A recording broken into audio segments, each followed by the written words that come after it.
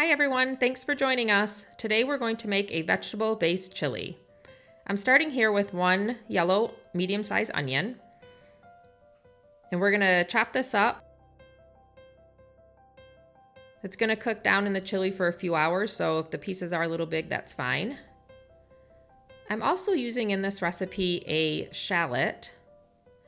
A shallot is almost a cross between garlic and onion, but tends to have a little sweeter of a flavor. The shallot I'm using is a small size shallot, and you're gonna do the same thing as with the onion. You're just gonna dice it up kind of small. And one thing that I really like about this recipe is that the base is sweet peppers.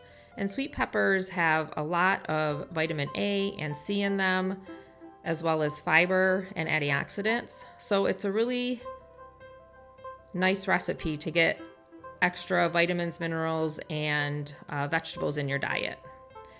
Now here I'm using one yellow, one red, and one orange sweet pepper.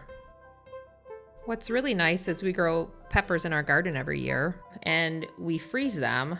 Unfortunately, we used all of ours already this year, so I bought some fresh ones. And you're just gonna dice these up. I also have some pre-diced jalapeno peppers as well as poblano peppers that we froze from our garden last year. You can buy those fresh and add them as well if you want some extra spice. Now the basic spices for this chili are gonna be chili powder. You need 2 tablespoons of that, as well as a teaspoon of ground cumin and a teaspoon of oregano leaves. Now there are 2 other spices that I use in this recipe that I buy online, which we will have in the description below.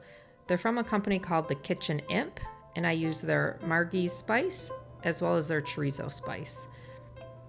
If you want a little extra heat to your chili, you can also add about a half a teaspoon of urfa biber, which is a Turkish pepper. Some describe it as a smoky flavor. So now that we have everything diced up, you'll add 1 to 2 tablespoons of vegetable oil to your pot on a medium heat, and then you'll add your onions and shallot. You will saute these for 5 to 10 minutes. You want the onions and shallot to become translucent and cook down a little bit. And once those get to that stage, I'm going to add all of my dry spices at one time. And the reason I do this is because the dry spices will intensify in flavor when you add them before you add any liquids. So I usually cook this down for maybe just a few minutes, 1 to 2 minutes. And I add about a teaspoon of sea salt at this point, and that helps the onions cook down even more, and they'll also become a little more sweeter and caramelized. And then we're gonna add all the peppers at one time. And now I'm adding those previously frozen poblano and jalapeno peppers that we grew in the garden last year. We also have some tomatoes we canned, and we'll be adding 2 16-ounce jars to the chili.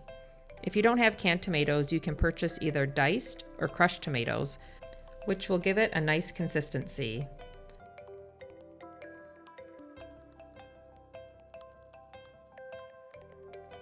Now I'm adding 1 can of black beans and also a package of seitan, which is a nice plant-based protein.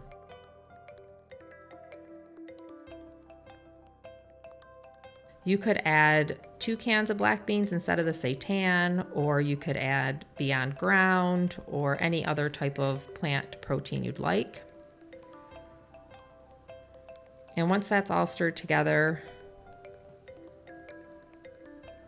you really just need to let it sit and cook for a couple hours, and that will let the flavors absorb. This chili is such a nice recipe because you get to use things from your garden or that you've bought at the farmer's market. As I mentioned earlier, you can use fresh peppers that you had in your garden or from the farmer's market. You can dice them up, put them in a 1-gallon freezer bag, and freeze them to use all year long.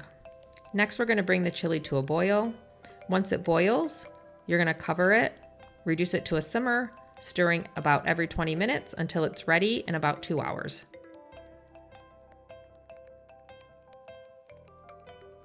As you can see, this is an easy and flavorful way to increase the vegetables in your diet.